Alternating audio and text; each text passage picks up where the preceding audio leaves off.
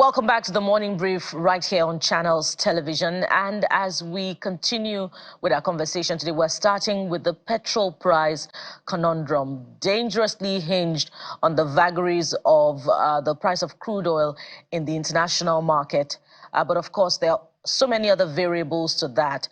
Well, as we say here now, or as we're seeing it, none is exempt, whether, regardless of the rung of the ladder that you belong to. Either it's the middle class, upper middle class, lower middle class, even the elite, according to reports, some are really feeling the pinch right now. But which way Nigeria, as far as petrol price is concerned? Because every other thing, is affected when petrol price goes up. So we're going to be having this discussion today and speaking to energy experts. So joining us today to look at this is Mr. Shola Showunmi, is an oil and gas expert and CEO Captree Limited.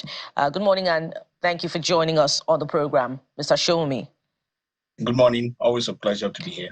And he's not alone, by the way. We also have Mr. Oyeyemi Oke. I hope I got it. Oke or Oke?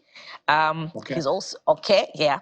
He's also an energy expert and lawyer and accountant. Good morning and welcome to the program. Thank you for having me. Good morning.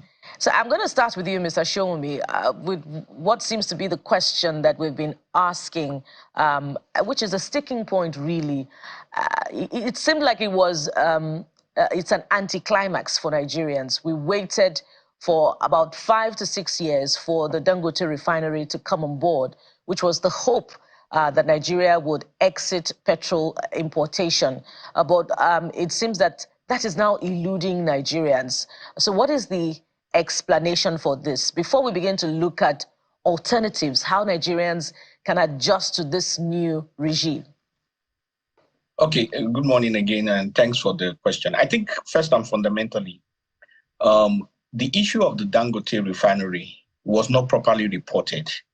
And because of the way it was reported, it gave Nigerians the expectation that the prices will increase. The prices will come down. There are certain things that are outside the scope of any refinery when it comes to the price of the distilled products, the distillates. The most important component in terms of the factor that has the most significant price in the metrics is the crude oil itself. And crude oil pricing is quite universal, not because it's a commodity. So to that extent, when the reportage was going on with respect to the Dangote Refinery and what it will have for Nigerians, for some reason, people did not do the research well. The information was not verified. And the business people who stood to benefit from the populist views of that did not think it was necessary for them to correct that notion. So basically, we are left to the same issues as they were. In simple terms, we are left to the reality. What the Dangote Refinery will do at the end of the day is basically to eliminate the cost of transportation in terms if we were to import it. But it should be understood that it is a private refinery. They are not obligated as a private business to sell at the cheapest price. They are obligated to sell at a price that will take care of their shareholders. That's also another important factor that has not been considered. And to that extent, they may not even be cheaper than imported products. So what has just basically happened was the kind of information that Nigerians were fed with. They were not fed with information that actually was a proper balance of the issues. And, once you are not dealing with truths at a point in time, the truth will come to speak. So that's basically what has happened in the case of the Dangote Refinery. So before I go to Mr. Oke, I'd like to just, follow up on that a bit. That's a difficult pill to swallow, and the explanations are not necessarily adding up, particularly when you think about the fact that, the cost of importation has been eliminated. Port charges, according to analysis of some experts, has also been eliminated. That's on the one hand. And on the other hand, some energy marketers just about 2 weeks ago announced also that the landing cost of petrol has reduced. And, of course, there's also that factor of the reducing, in recent times, cost of crude oil in the international market. And when cost of crude oil reduces, that also impacts on the cost of refined petrol. So why is it not the same for Nigeria? Okay, so you brought up a number of factors, and they are very valid factors. But you see, the devil is in the details. Until somebody just sits down and actually do the math and look at the cost component. Because yes, they say the cost of transportation in importation that is reduced. It's not importation itself. It's not the cost of importation per se that's reduced. It's the cost of the transportation. It will be eliminated by the refinery.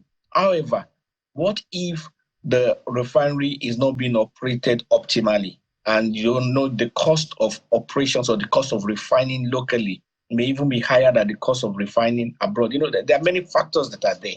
So it's not just enough to highlight these factors. You still have to put the figures into these factors and see how the numbers fall. It is only then only then that you can actually say this thing should be cheaper, this thing should be more expensive.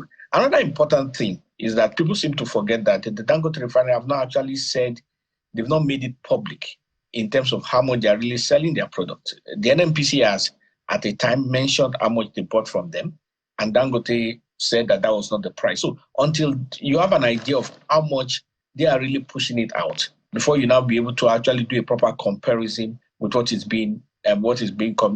coming in from outside the country.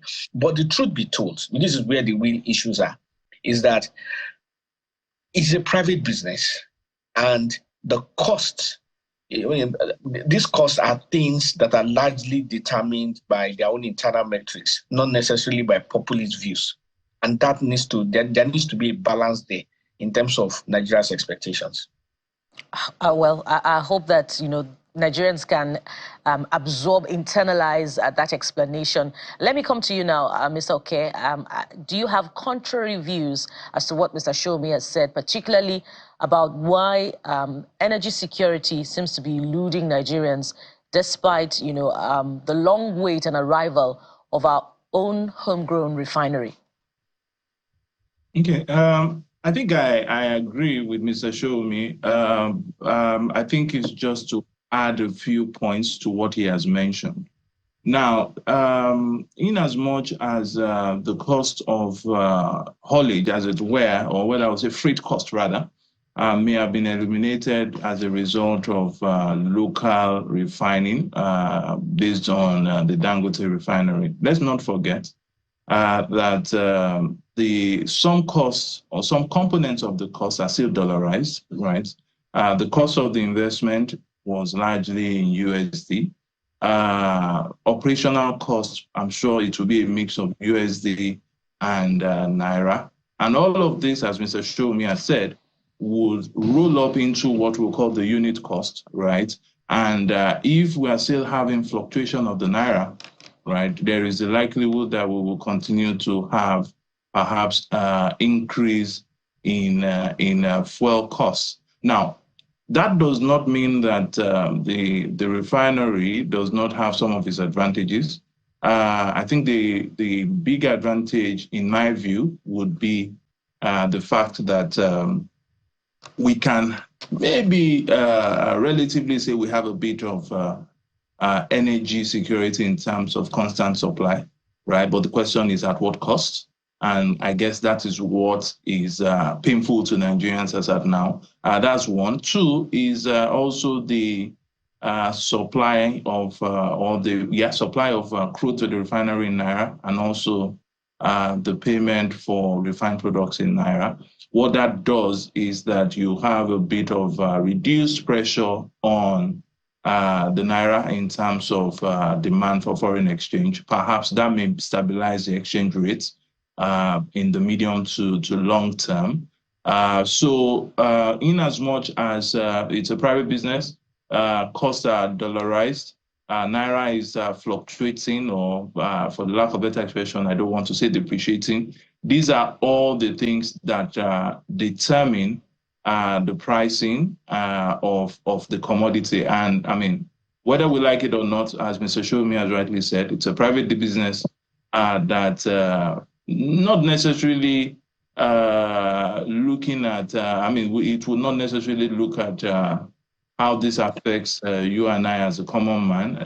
Every business is established to make profits, and perhaps what needs to be done by government is to ensure that there is what I would call availability of crude oil for the refinery, and two would also be a way whereby we can be looking at things around production subsidy, perhaps as opposed to consumption subsidy. Well, let me follow up with this one. You're also an accountant as well as a lawyer. I mean, your experience will come to bear here of sorts. First, I think this is just reiterating what the Senate President, Godswill Akpabio, said about the Dangote Refinery, putting to shame previous Nigerian governments who could not even fix refineries. So I think we're just making that point clear yet again, that we're now having to depend, and all the conversation seems to be centering around private business, as you said it. So let's come back on track and really focus on the government, those who we have elected, and we expect them to do right by the people. Looking at the current price now of petrol, as an accountant, help us do the adding up. Does it add up for you? Do you really think now is the time? I know that there are other considerations, but I mean, the product rather, it does not exist in isolation. It exists in a context. A product is not a product just by itself. It's a product because there are consumers who are willing and able to pay. I think a lot of people are maybe willing, but able to pay is the question right now. So if a liter of petrol is selling for 1,000 plus, a lot of people have not even increased the minimum wage, they've not started earning it. Does it add up? Does the timing add up? Does it make sense really at this time that people will be buying petrol for that amount? I would answer not as an accountant, but I would answer as a Nigerian. There you go. And answering as a Nigerian means that there's a lot of pain in our shoes. The earning power is not increasing. If you look at it comparative to how fuel in itself has increased in the last 16 months, I think when this government came into power, it was selling at about 195, and now we're at about 1,000 plus. What that means is that we are over 400% in terms of increase. Right, the minimum wage was not increased by 400%.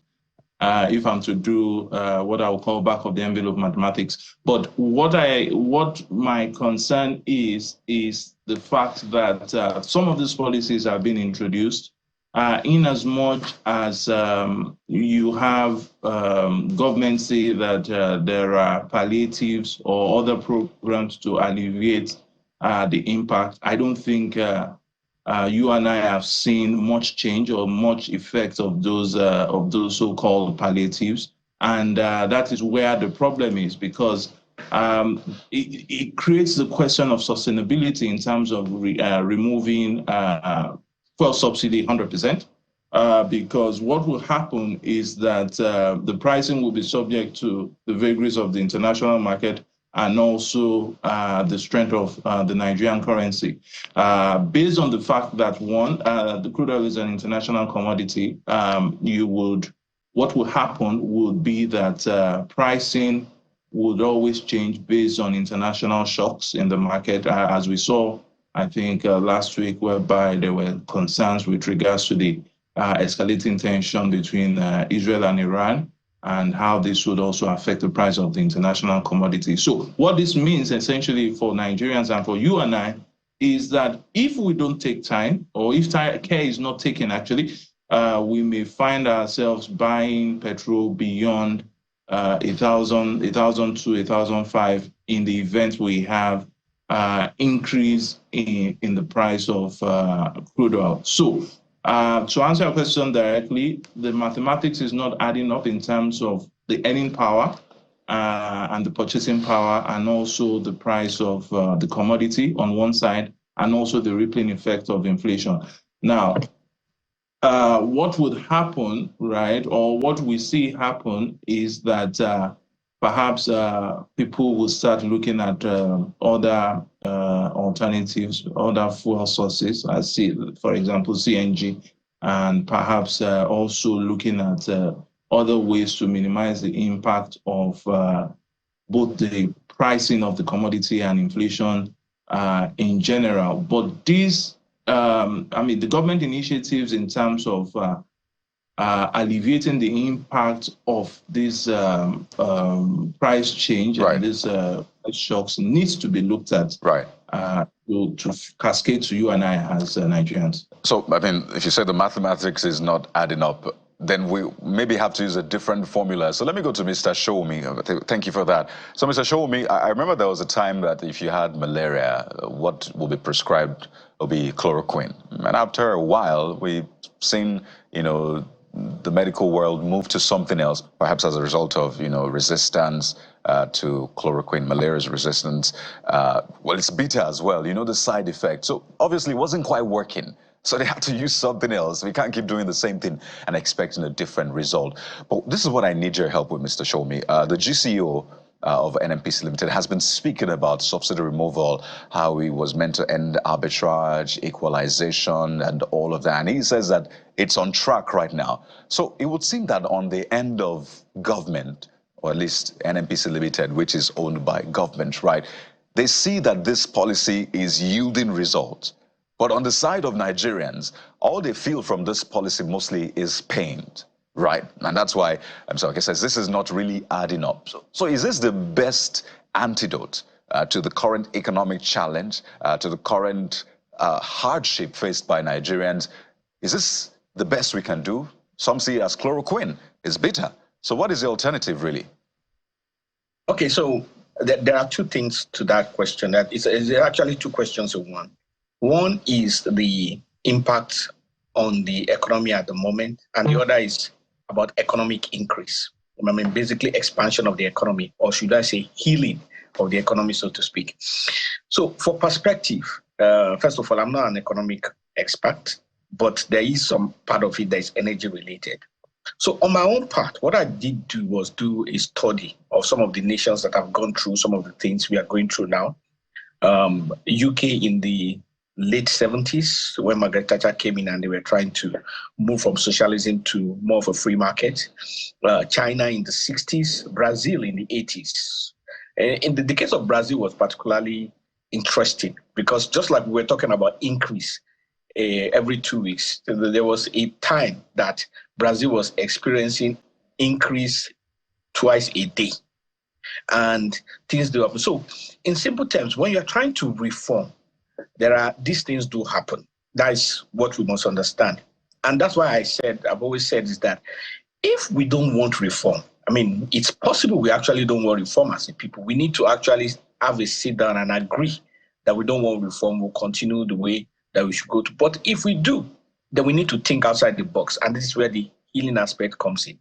One of the things I think that has not been considered very well is the capacity for us to actually earn Forex as individuals and as local components, rather than just looking at a solution from the government only or from a particular place only. And that only resonates with that part where you said that if you had been taking chloroquine for a long time and chloroquine and the body system had grown resistance to the chloroquine, there may be a need to try another drug. Some of the richest nations in the world have some of the least population. And a typical example is the Scandinavian countries. So you're talking about Norway, you're talking about Finland, you're talking about Denmark. Sweden has a population of less than 10 million. Norway has a population of slightly over 5 million. But one of the main things you will find out with these nations, really, is the fact that for their companies, for SMEs there, they encourage them to go abroad from when they are less than 2 years old. But from when they are less than 2 years old. The implication of that is that virtually every company that you have there attracts money from abroad. The implication also is that if we have 5 to 10 companies in every local government, for example, 774 of them, and they are encouraged to go abroad, and they start to bring in $10,000. So if you have say $50,000 in every local government that is independent of government, that is independent of the traditional systems of bringing in forex. The implication of that is that you bring in a new income, you change the revolution of how the local governments operate, and you cause a total transformation of things. So those are the things that we need to look at in terms of solutions that can change the way we do things as a nation. That would be my contribution. And I wonder, how long we're going to be wait for these reforms, to kick in and begin to yield results. And for those countries that you cited, perhaps we should also check what the other results or parameters of their national life was, i.e. cost of housing, cost of energy, other, aspects of energy, besides the cost of petrol, before we conclude, that they're the same in terms of, consequence as far as Nigeria is concerned. But I'd like to follow up on, the issue about transparency. Why, if there was more transparency and accountability in this whole process, will the cost of petrol be less? And I'm coming to you now, Mr. Oke. Do you sense that we're not being told enough that we need to know about the negotiations, between NNPCL and the homegrown refinery? And if there is enough transparency in the whole process, what will be the realistic price of petrol? So if you recall, and I think that happened about maybe 3 weeks ago with regards to the first volume of products that were lifted from the Dangote Refinery. And it seemed like there was a bit of uncertainty in terms of what the pricing was. I think NNPCL mentioned that the products were lifted at about 898. I think this was debunked by the refinery, but we never got, or the refinery never gave us what the cost was, or the lifting cost was. I agree with you with regards to perhaps there seemed to be some opaqueness in terms of what the lifting cost is. And, apart from the lifting costs, there are other costs like the various levies, the NMDPRA levy, the gas infrastructure levy, and perhaps haulage, before you now look at what the estimated landing cost would be. I think that part in terms of what the levies are and the estimated cost of haulage seems a bit clear. What is not clear as of today is how much actually is the lifting cost from the refinery. Now, perhaps because of the fact that at the time in September, what happened was that it was just a direct sale between, or direct arrangement between NNPCL and the refinery without any other marketer involved. So perhaps maybe on the basis of the agreement which both parties have, they decided not to let us know what the product, what the cost is. But I feel that we may be seeing more transparency now, since we have, or there's a potential that other marketers now come into the fray. We may be seeing greater transparency, also competition, in terms of product availability, and this may ultimately affect price. So at the end of the day, yes, transparency may work, but the truth is the other elements of the value chain also needs to be considered, right? And the other elements will be, what is the cost from hauling, perhaps from Lagos to Mobi in Adamawa, right? And the cost is not only cost in terms of Naira and Kobo. The cost also is in terms of what is the state of the infrastructure. If I'm to move from Aja or Ibejuleki, where the refinery is located, up onto Mobi, how many days will it take me? What is the cost per kilometer in terms of maybe diesel costs or CNG costs, depending on the fuel which the relevant trucks are using? And all of this will roll up into determining what the unit cost would be. And you know, those questions are important because there are reports that groups are urging the NNPCL to remove so many hidden charges from the cost of petrol purchased from Dangote Refinery. And besides that, you know, we got reports today also that the company has released 15 billion naira worth of fuel to marketers. So the question again is there any obstruction to direct negotiation between the marketers and Dangote Refinery? They're all very important. But let's move to alternatives now. And this is especially important for Nigerians.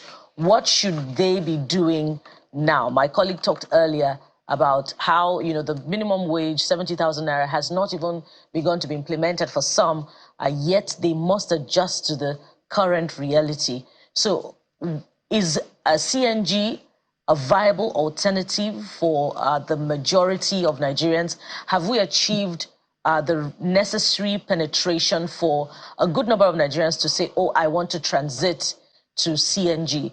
Help us do the calculation. What is the cost of conversion? And, you know, what would be the price of CNG is it per liter now? Or, you know, the amount that Nigerians would require to do the necessary travel per month? Mr. Showunmi, let me bring that to you now. Okay, thank you very much. I think gas has always been cheaper. And CNG, even though it is given high-powered attention by the government now, has been around for more than 10 years, with NIPCO having done something in Benin, where they had a trial station. The issue about CNG in terms of its practicalities to Nigerians is about the spread and the infrastructure for it. And that's also the bane of a lot of the domestication of our energy options.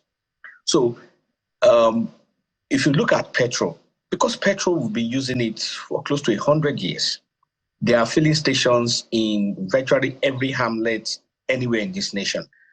You cannot, so you will need something like that for CNG to be practical.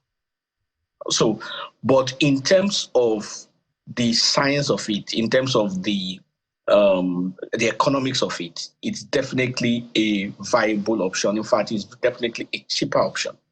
So I've mentioned infrastructure. The next part of it is the upstream part. Yes, we have gas. We're a gas nation. But that gas needs to be processed for it to be useful. So it's like having river water or ocean water around you. You can have a lot of river water, but you may not have drinking water. So the gas that we need to use, that Nigerians need to use, that will be converted to CNG, LPG, and all that needs to be processed, we do not at the moment have that kind of upstream investment, upstream amount of gas that will take care of the nation at the scale that we exist. So there needs to be investment in the upstream aspect for gas. That's also another very important factor. But once those two factors, in terms of the spread of infrastructure, is taken care of, in terms of upstream investments are taken care of, then very well, you have a significant option to petrol. Not only will it drive petrol down by the forces of competition, it will also give Nigerians something that is safer for their vehicles, which will make the engine to last longer, and something that is definitely cheaper. So ultimately, the right attention is being given, the right pressure is also being given, and we hope the hindering factors will be removed in the shortest possible time. Ms. Oke, do you want to speak to the costing as well? Because I mean, it's easier said, right, than done. It's even cheaper said than done at the same time. So what is the cost eventually? Does it really add up again when you look at the earnings of Nigerians? As Mr. Showunmi has said, I think pricing of CNG is, I mean, relatively cheaper, right? Perhaps based on the pricing which we have today is about 25% of the cost of a liter when you compare it with what the fuel, the PMS is saying. So essentially, if we do rough mathematics, what it means is that if I'm using a CNG powered vehicle, I'm having 75% savings, as opposed to another person who is driving a PMS fueled car. But Mr. Showunmi also mentioned something about infrastructure, and I'll tell you, I will give you what I call a practical example with regards to a business which I'm involved in, which is a logistics business that was considering converting its trucks to a CNG-powered vehicle or CNG-powered vehicles. And one of the concerns which we had were two concerns. One is infrastructure, which Mr. Showunmi has said. I mean, if I'm supposed to take a truck, let's say from Lagos to Kano, for example, the question is, where are the CNG stations, right? Where can I refuel?